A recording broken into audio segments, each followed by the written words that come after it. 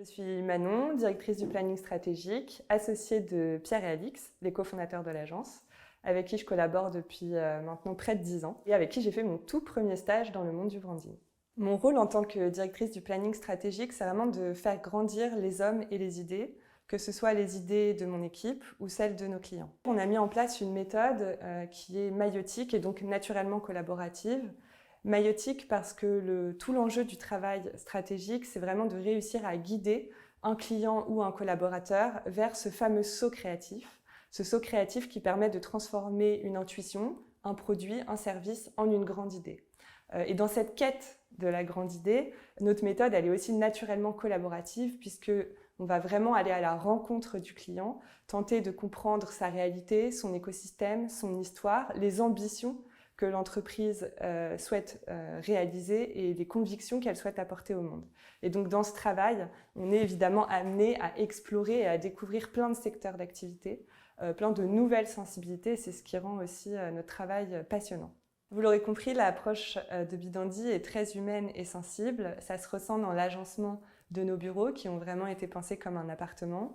Ça se ressent aussi dans les visites régulières de nos clients qui viennent pas seulement pour des réunions, mais qui viennent aussi parfois prendre un café, prendre l'apéro. Ça se ressent dans les échanges quotidiens et constants que nous avons tous les uns avec les autres. Et d'ailleurs, c'est l'avantage vraiment de rejoindre une équipe à taille humaine où tout est très désiloté.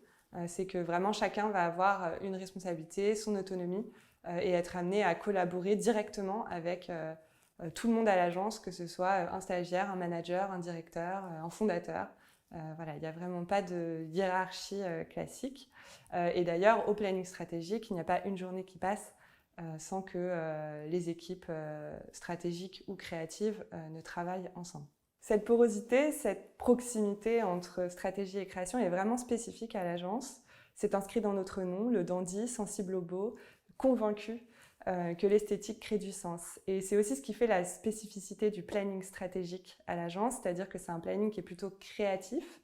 Donc on a volontairement créé une équipe qui mélange des stratèges, mais aussi des concepteurs-rédacteurs, par exemple. Donc des profils qui vont plutôt être assez créatifs, aimer avoir des idées nouvelles, explorer des imaginaires inattendus. Et souvent, on cherche aussi des personnalités, donc des gens qui ont parfois peut-être des passions secrètes ou en tout cas des centres d'intérêt qui dépassent le champ professionnel et qui peuvent vraiment venir nourrir et enrichir leur réflexion stratégique, les idées qu'ils vont proposer à nos clients. Et donc la grande question qu'on a envie de vous poser, c'est vous, demain, quelles idées est-ce que vous avez envie d'apporter aux marques et à l'agence ?